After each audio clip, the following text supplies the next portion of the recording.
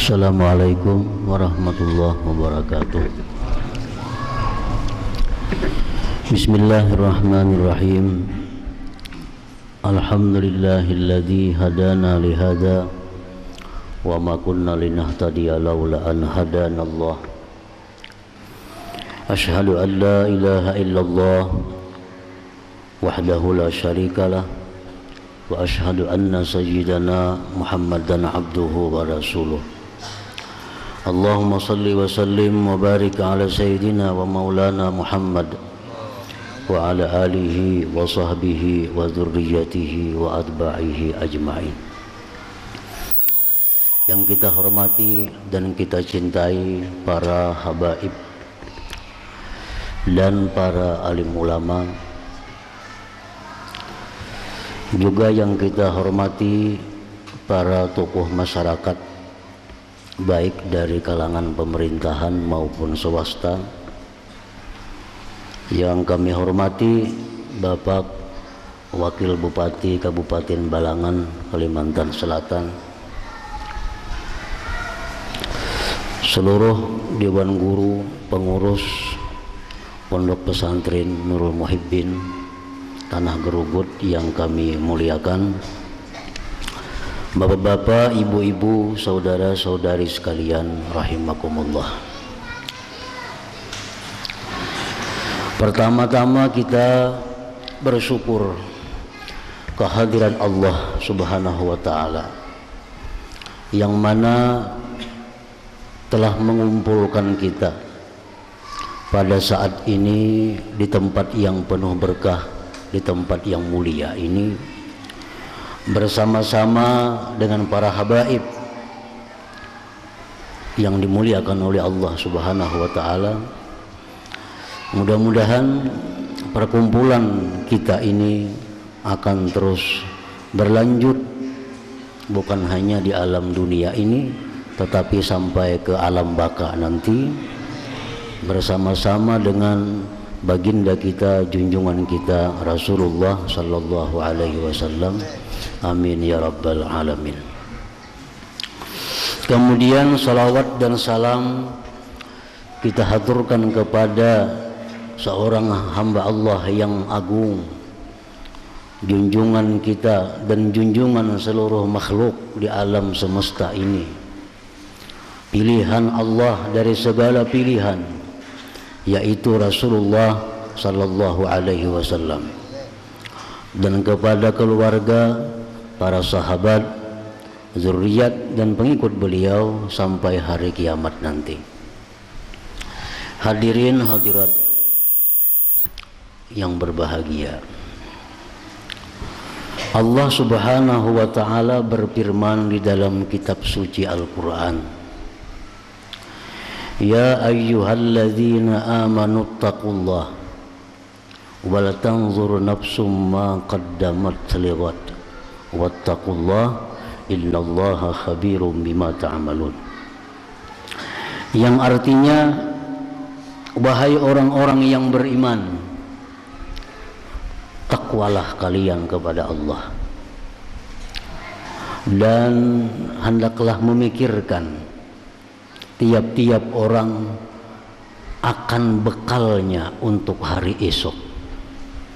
Takwalah kepada Allah, sesungguhnya Allah mengetahui apa yang kalian perbuat.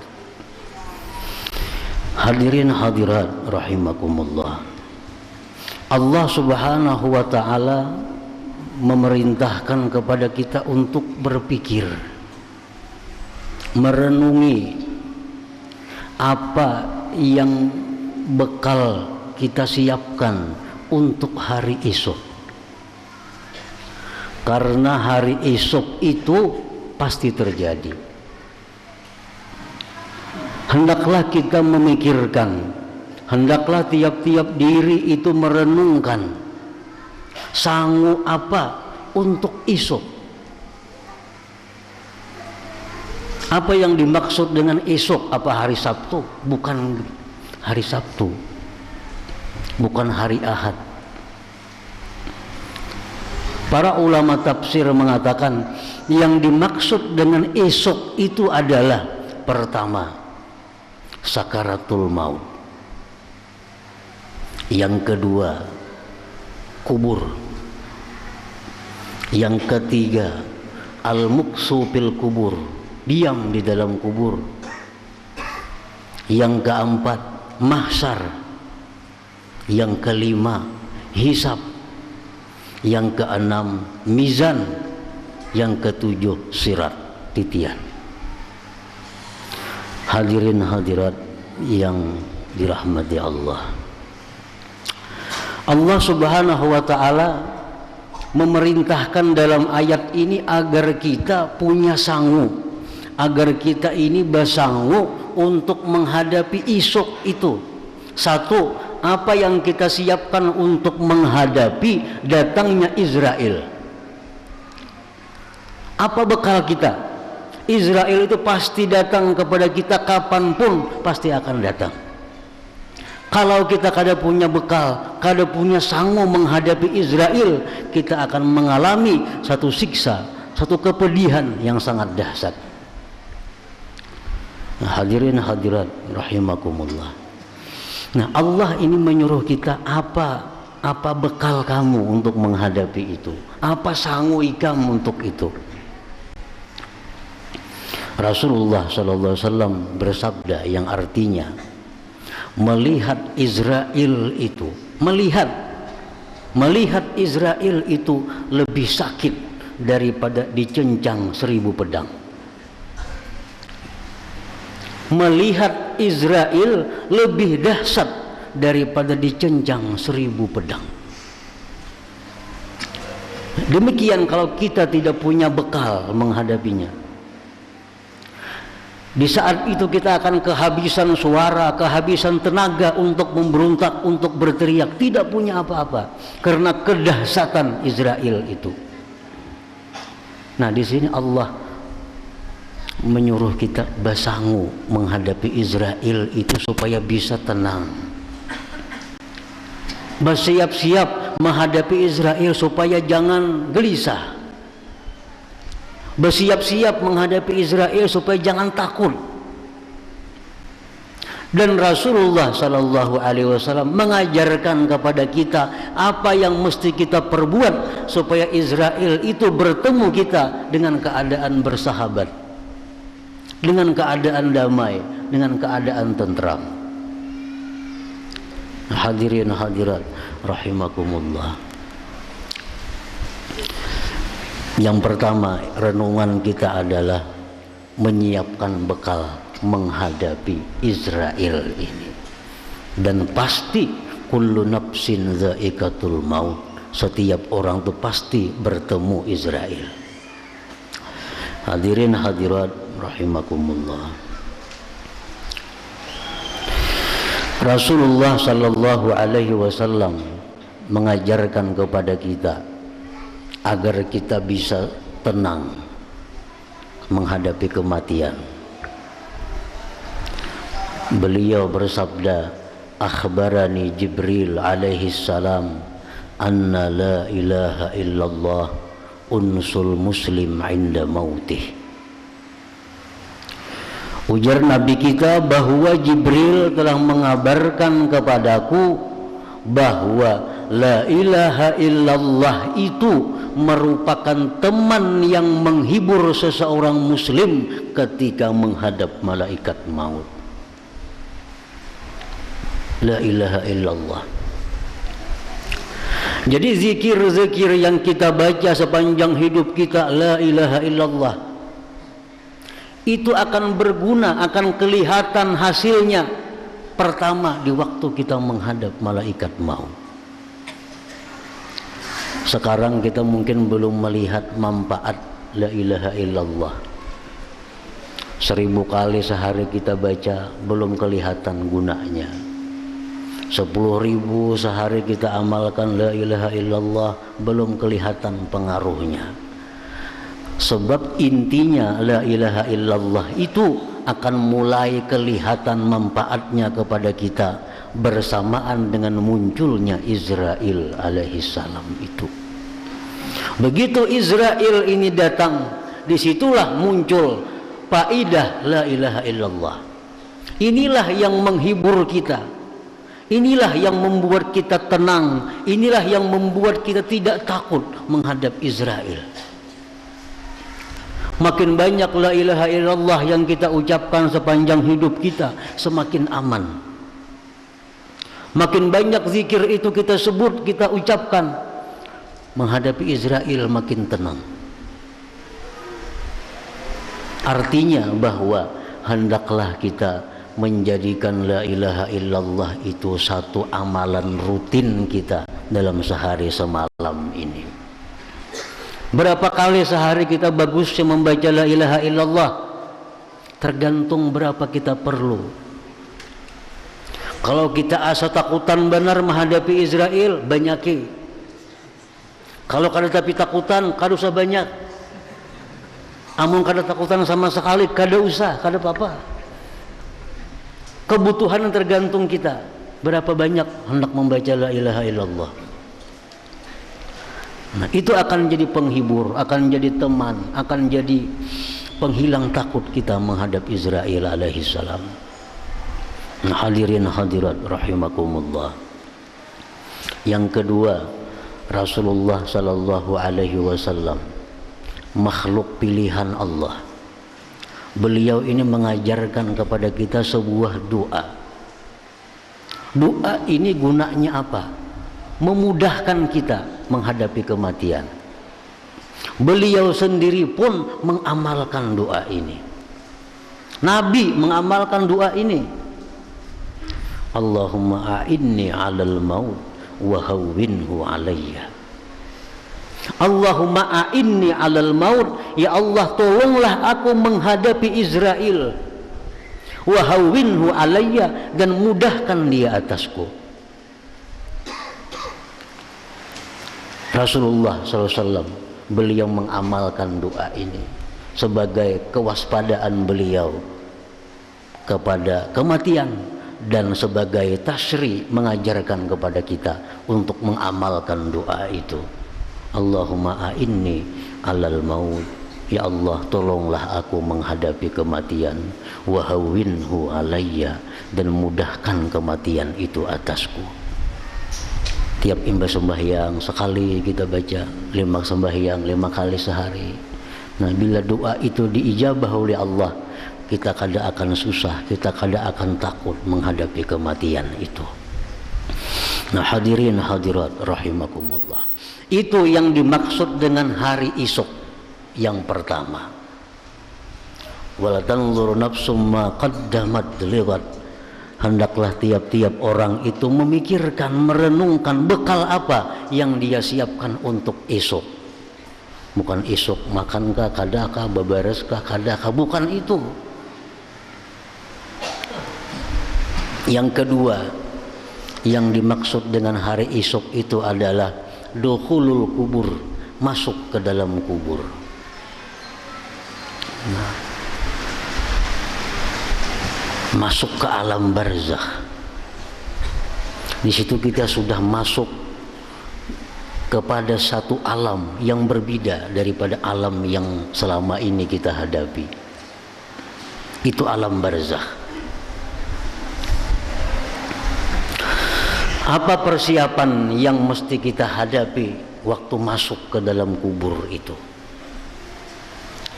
Karena azab kubur pasti ada, nikmat kubur pasti ada, pertanyaan munkar nakir pasti ada, dan iblis terakhir menggoda kita di alam kubur. Setelah itu iblis tidak berfungsi lagi kepada manusia. Jadi iblis itu bukan hanya di dunia ini mengiringi kita, sampai ke dalam kubur mengiringi kita. Supaya apa? Supaya kita kada bisa menjawab apa yang ditanyakan oleh munkar nakir. Supaya kita salah menjawab munkar nakir. Selalu digoda, selalu diganggu oleh iblis. Junjungan kita Rasulullah sallallahu alaihi wasallam mengajarkan kepada kita bagaimana caranya Bagaimana caranya supaya kita ini bisa selamat di alam kubur itu dari gangguan-gangguan ini? Bagaimana caranya supaya kita bisa dengan fasih, dengan jelas menjawab apa yang ditanyakan munkar nakir itu? Rasulullah memberikan jalan keluar, memberikan ajaran kepada kita agar kita mengamalkan beberapa amalan. Nah, hadirin hadirat rahimakumullah. Pertama yang disampaikan oleh Rasulullah sallallahu alaihi wasallam dalam sebuah hadis, man qara'a suratal muluk kulla lailatin lam yadurruhul pattan. Barang siapa, ujar Nabi kita, membaca surah muluk, surah tabarak setiap malam, tiap malam, maka tidak mengganggu akan dia, tidak menakutkan akan dia, tidak membahayakan akan dia sesuatu yang memfitnah di alam kubur. Malaikat munkar nakir dengan ramah menanya kita, jawabannya kita diberi Allah ilham untuk menjawab itu, asalkan kita mengamalkan surat tabarak ini tiap-tiap malam. Di dalam sebuah hadis yang artinya disebutkan bahwa Rasulullah bersabda, ujar Nabi, aku ingin sebenarnya bahwa surat tabarak itu ada di dalam hati setiap orang Islam. Nabi kita ingin agar kita nih hafal semuaan surah tabarak itu.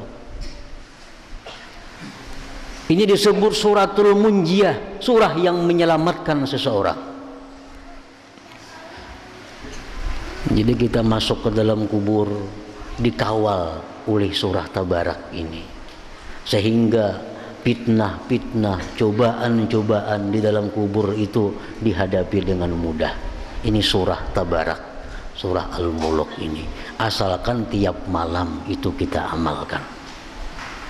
Nah, jadi ini salah satu sangu kita. Allah menyuruh kita berpikir, napa sangu untuk esok? Untuk menghadapi malaikat maut sudah. Untuk menghadapi kubur ini harus tabarak tiap malam. Kalau kada ini kita kada dapat menjawab munkar nakir. Maka bila kada dapat menjawab munkar nakir ini, dia akan menyiksa di dalam kubur. Dia akan menyiksa di dalam kubur. Hadirin hadirat rahimakumullah. Dan lagi di zaman Rasulullah sallallahu alaihi wasallam, mulai sejak kanak-kanak itu diajarkan dialog seseorang dengan munkar nakir di dalam kubur. Tidak jarang sahabat-sahabat Nabi itu mengundang orang alim ke rumahnya untuk mengajari anak-anaknya apa yang ditanyakan munkar nakir, apa jawabnya.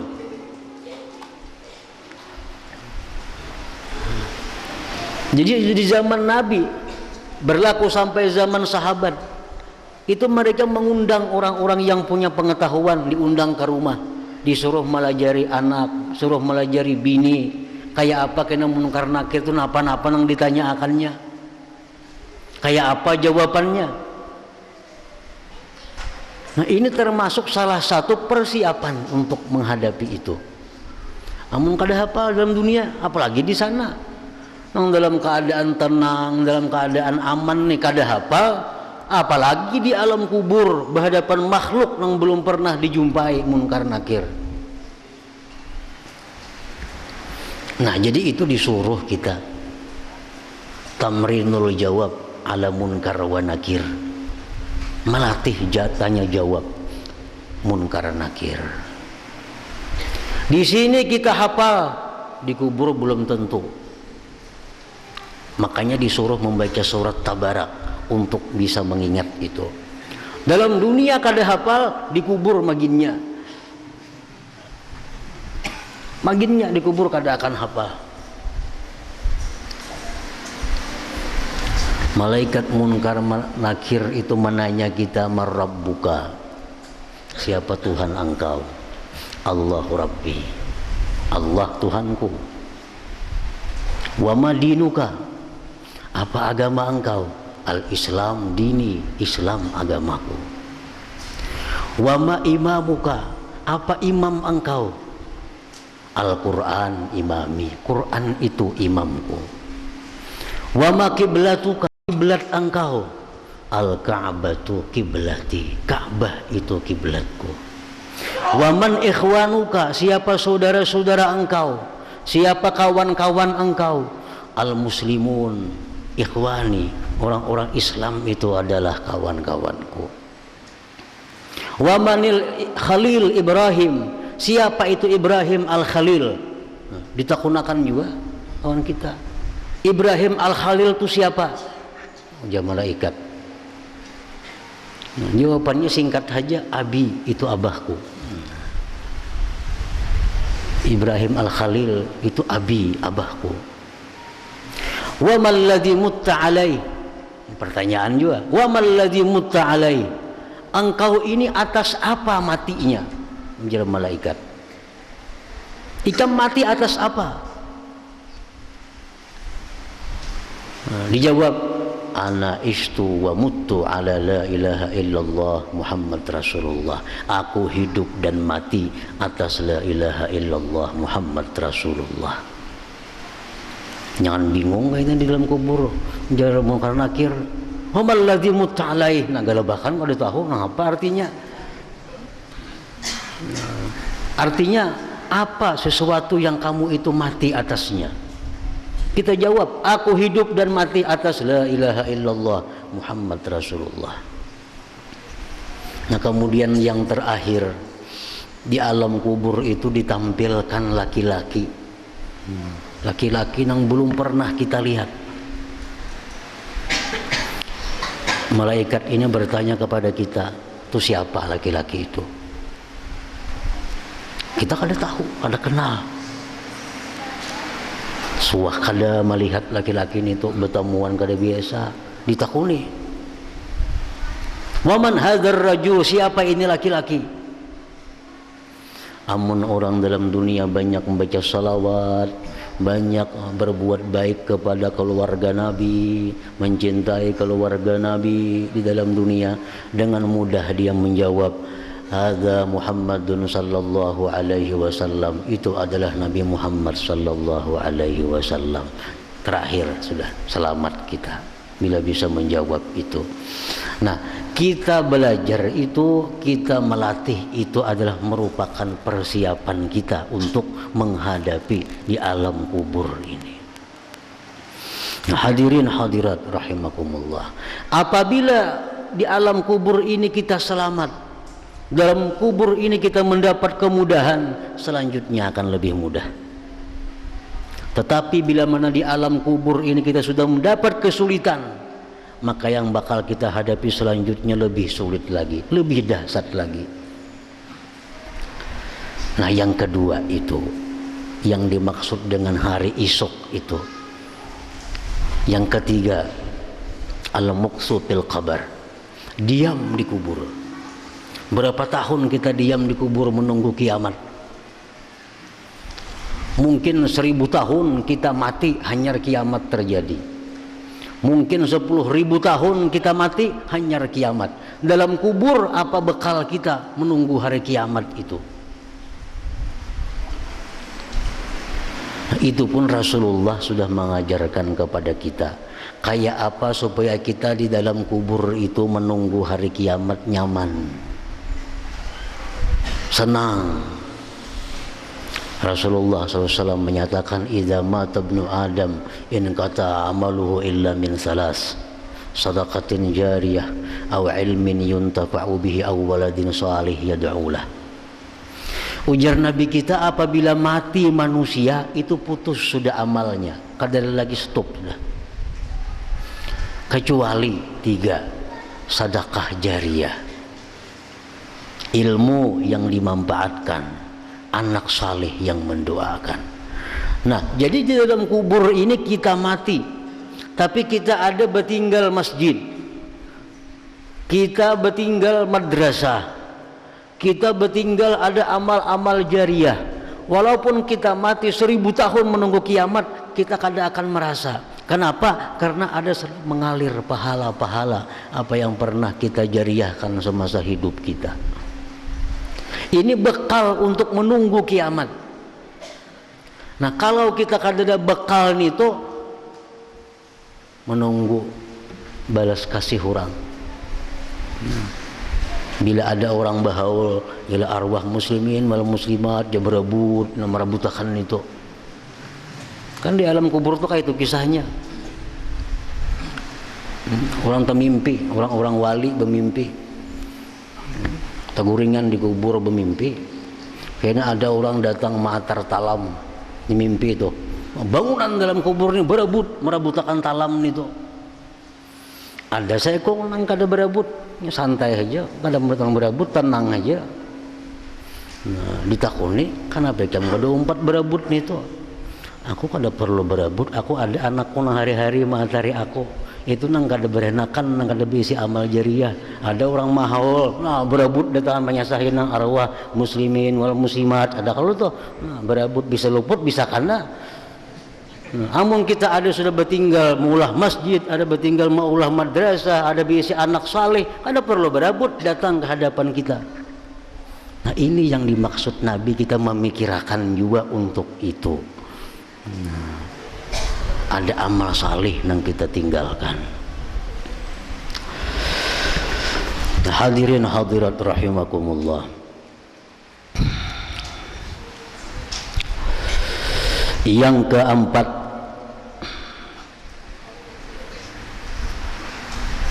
adalah mahsyar.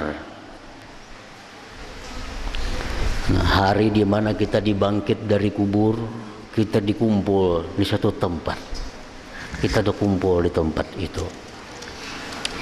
Rasulullah sallallahu alaihi wasallam telah menyatakan bahwa dalam perkumpulan mahsyar itu semua manusia telanjang. Dalam dunia yang kita ngalih melihat orang betilanjang, di situ perai betilanjang, kapan lo melihat? Karena semuaan betilanjang. Sampai bini Nabi bertakun, "Uma sopannya wahai Rasulullah di sana betilanjang kena kayak apa?" Wajah Nabi orang kada memikirkan itu, sibuk memikirkan dirinya masing-masing, selamat atau kada. Betilanjangan kalau di kubur semuaan dihalau menuju mahsyar. Di samping betilanjang, lapar dan haus. Nah, itulah keadaan yang sebenarnya yang pasti akan dihadapi, dan ini cerita Al-Qur'an, cerita Rasulullah yang maha benar. Allah Ta'ala melalui ayat tadi menyuruh kita berpikir sanggup di situ kena kayak apa di padang mahsyar itu. Nah, supaya jangan betilanjang kayak apa, supaya jangan kelaparan, jangan kehausan. Rasulullah SAW mengajarkan kepada kita, man at'ama lillah at'amahum wa man saqa lillah saqahum wa man kasa lillah kasahum. Nah, ujar Nabi kita, barang siapa yang di alam dunia ini suka memberi makan orang karena Allah memberi makannya, bukan karena apa-apa.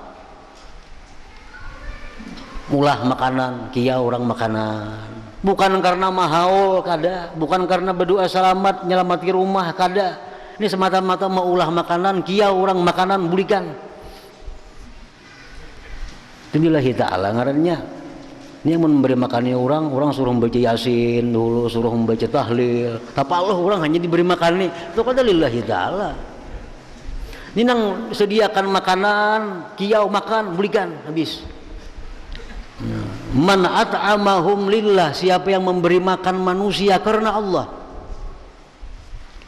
memberi minum kepada manusia karena Allah, memberi pakaian kepada manusia karena Allah. Ada kayak bubuhan nang calon bupati yang beri pakaian begambar lain lillahi ta'ala itu begambar, nah pilihlah aku itu lain lillahi ta'ala. Ini yang beri pakaian lillahi ta'ala. Ujar Nabi, dijamin orang ini di padang mahsyar diberi makan oleh Allah, diberi minum oleh Allah, dan diberi pakaian oleh Allah. Ini rancak-rancak saja, berdua bertiga mulah makanan, kia orang makanan bulikan. Ada usaha nang 100, 1000 orangnya ada usaha. Ba 4 ba 5 secukup kita, kia orang makanan bulikan. Nah, beri minum, beri pakaian. Di padang mahsyar kada kehausan, kada kelaparan, kada betilanjang. Nah, ini yang perlu juga kita siapkan menghadapi mahsyar itu, dan ini pasti terjadi. Hadirin hadirat rahimakumullah. Yang kelima yang kita hadapi, pasti kita hadapi adalah hisab, perhitungan. Kita wajib percaya bahwa nanti kita akan dihitung oleh Allah amal baik, buruk dan sebagainya. Kada percaya itu kita kafir. Ini termasuk rukun iman, bagian dari rukun iman. Hisab artinya dihitung. Berapa umur? Berapa yang kau gunakan untuk taat? Berapa kau yang gunakan untuk maksiat? Berapa yang kau gunakan untuk istirahat? Berapa nikmat yang diberikan Allah, berapa yang digunakan untuk maksiat, untuk sia-sia, dihitung. Rasulullah menyatakan innu kisafil hisab halaka, setiap manusia yang dihisab demikian pasti binasa. Pasti binasa. Kalau Allah hendak menghitung kita dengan sebenar-benar hitungan, manusia pasti celaka. Berapa umur diberi Tuhan? 60 di kita. Dalam 60 kita jam berapa gurinnya? 8 jam sehari, berarti 20 tahun perai. 20 tahun perai. Tinggal lagi 40 nang dihitung. 40. Potong 15 tahun mun laki-laki hanya balik. Berapa lagi tinggal? 25 tahun. Nang dihitung. 25 tahun ini Tuhan jam berapa jam di pasar? Berapa jam di masjid? Berapa jam di pengajian? Berapa jam nonton TV? Dihitung. Apabila Allah menanyakan hari kiamat seperti itu kepada kita, kita pasti masuk neraka. Pasti. Innu kisafil hisab halaka, ujar Nabi kita. Bila orang demikian dihisab, pasti ke neraka. Karena penyalahgunaan umur yang diberikan Allah. Hanya masalah umur, belum lagi dihitung masalah harta. Berapa harta yang diberikan kepada kamu? Nah, ada catatannya. Tuhan arsipnya lengkap. Ada datanya. Jadi kita kan ingat lagi, nah berapa jumlahnya diberi duit semua. Nah, ada datanya. Tanggalnya, jam sekian, jam sekian, ada semua datanya. Dari sekian duit yang diberikan ini berapa untuk keperluan-keperluan diri? Berapa engkau hamburkan untuk yang sia-sia? Berapa kau gunakan untuk taat kepada Allah? Bila Allah menghitung demikian, kita akan binasa. Pasti lebih banyak yang sia-sia kita gunakan harta kita.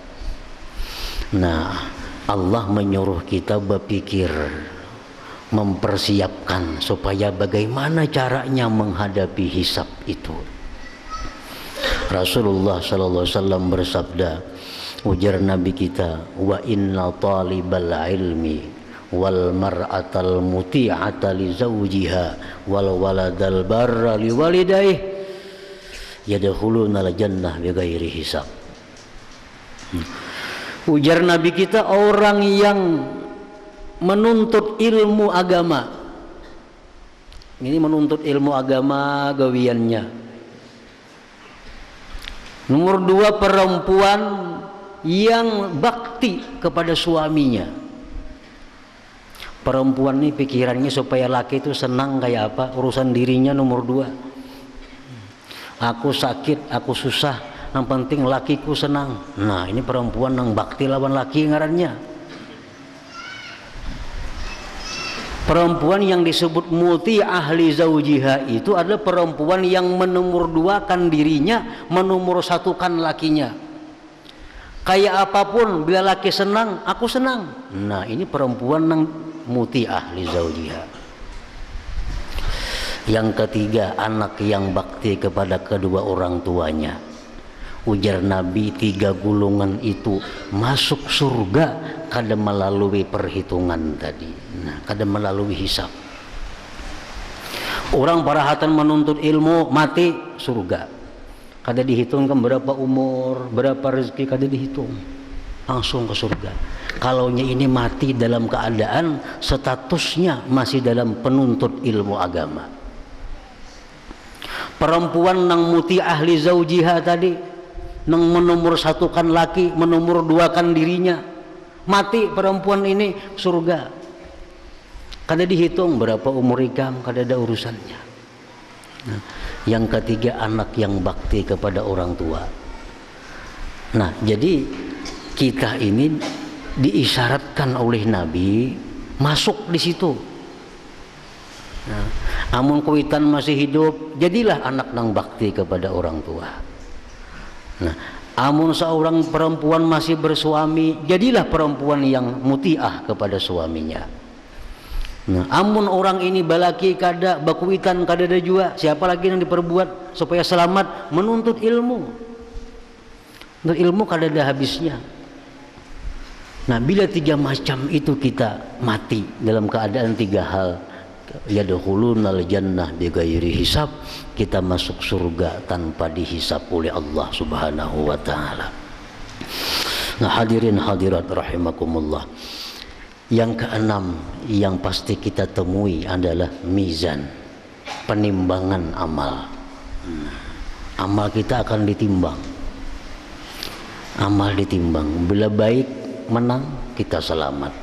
Bila nang buruk menang, belum tentu kita celaka. Karena bisa ada syafaat Nabi kita, bisa ada syafaat para syuhada, bisa ada syafaat para ulama. Kalau yang baik menang, sudah pasti selamat. Nah, yang jahat menang, belum tentu celaka. Masih ada harapan dapat syafaat-syafaat.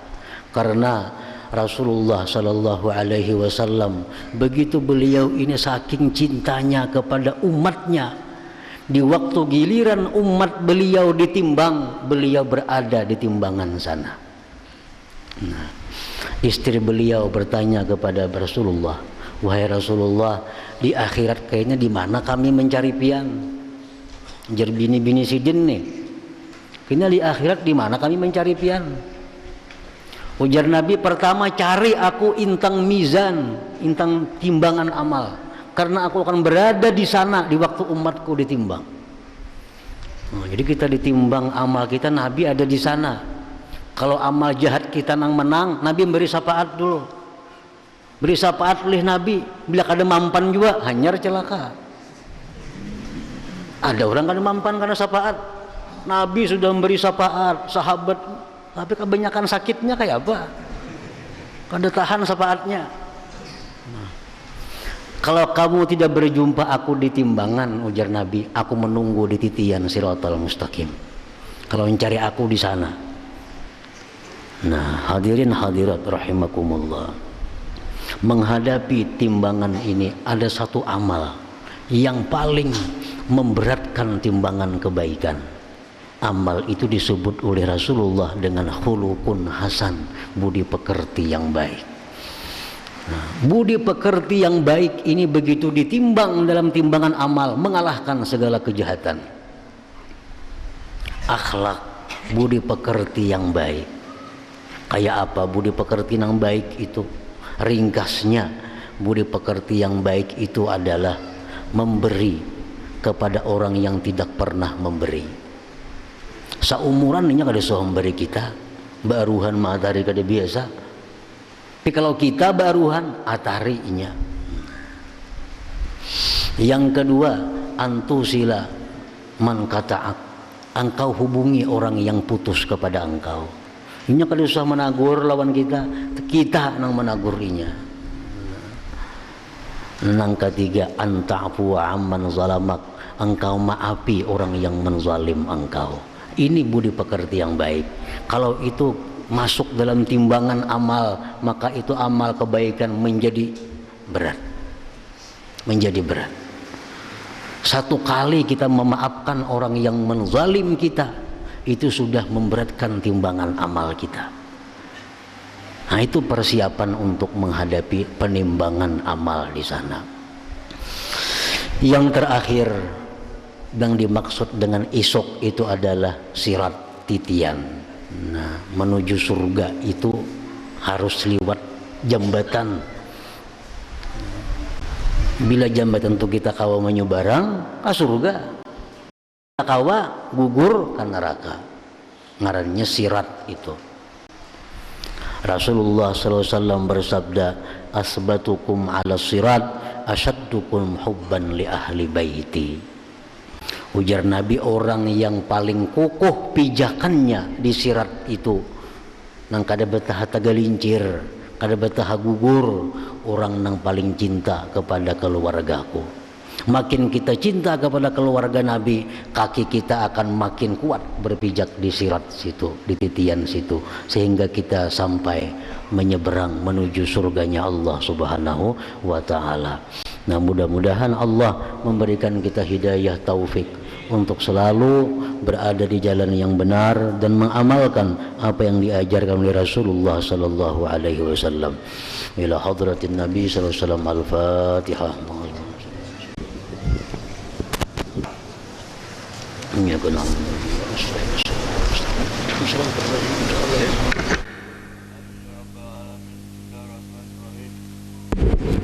Alhamdulillahirabbil alamin.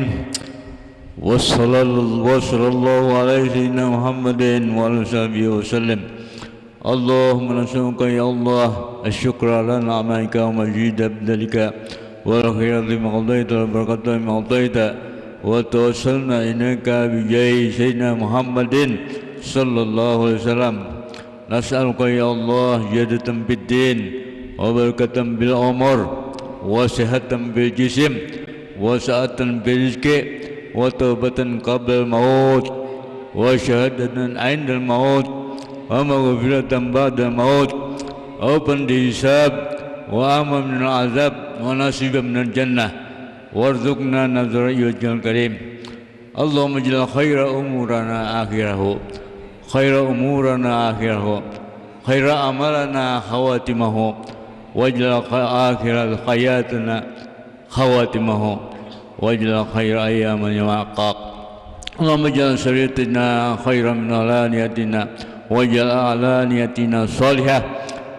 Allahumma sinna khalqina wa qina bi rahmatika ya arhamar rahimin.